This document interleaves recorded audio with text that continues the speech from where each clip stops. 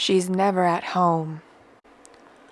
She's never at home, and it's never a mystery. She's always doing something extreme, extraordinary, extroverted, or worse, existential. We went to her house with a get well card, but she decided her wellness needed a mountain retreat where she would hike the trails, drink questionable tea, and go on a moon quest to find the light of her soul. Or at least that's what the note attached to her front door said. I wish we stayed at home. It's good that we went, said my friend. Gina was always like that. Whatever her feelings were underneath, she put them aside for a positive response. I wonder how she kept herself from losing it, but then I remembered she would follow her schematic of putting her feelings aside, letting go of what she couldn't control, and allowing what would be, would be. I hate that I pushed it. The least she could do was call so we wouldn't have to come over here. But that's what Liz does, said Gina. Let her be and forget it. Would you like a coffee? There's a shop near here. All right. If she thought I was going to let this go, she would be momentarily correct. Coffee would be nice. Nicer than standing on someone's front porch only to learn that they were jumping off a cliff and sliding down a mountainside, only to dive into the sea below and come up with a mystical experience of how they befriended 12 other people who did the same thing. But yes, a coffee. In spite of my words, I grew anxious as our coffee dwindled and more people filled the shop. I could see why Gina liked it so much. But I saw that even she was shifting in her chair, leaning forward and away as one patron entered after another, as if she could shield her temporary peace and protect her cup. In the moment, Liz didn't matter anymore, and I stopped caring. Are you all right? Fine, said Gina. She was always fine. We finished our drinks and I bought us teas on the way out as Gina went to the restroom. I saw her looking for me and the line of frustration between her lips until she found me and I raised the cups to her.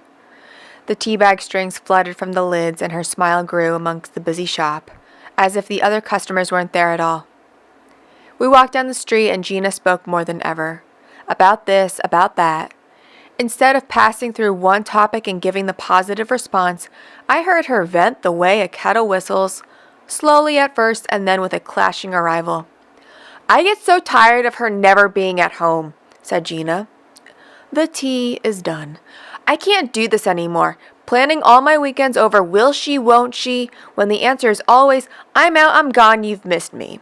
Next weekend, I'm not going to check on her at all. I'm going to disappear and you're going to disappear too.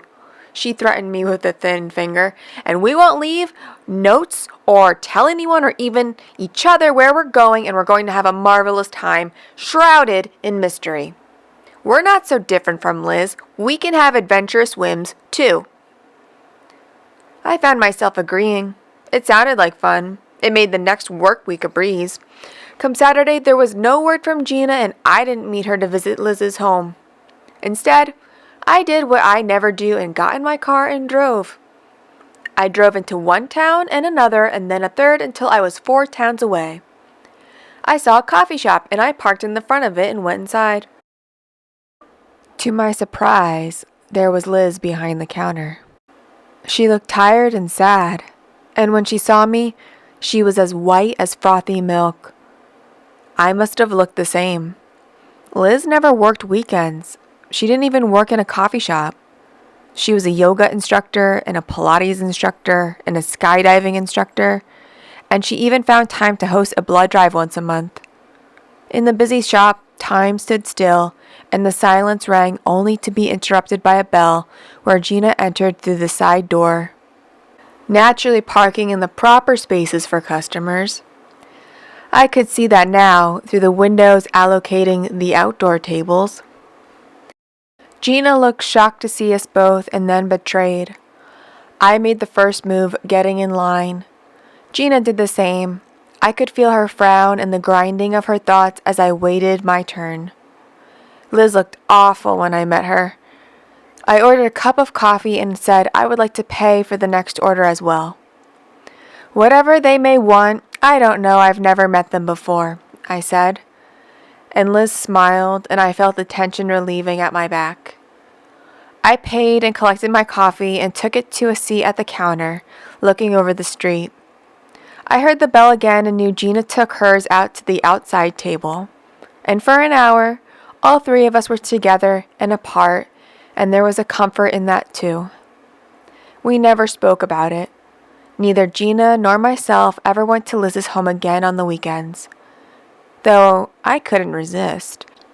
And I was warmed to see there were no more handwritten "You've missed me" notes on her door.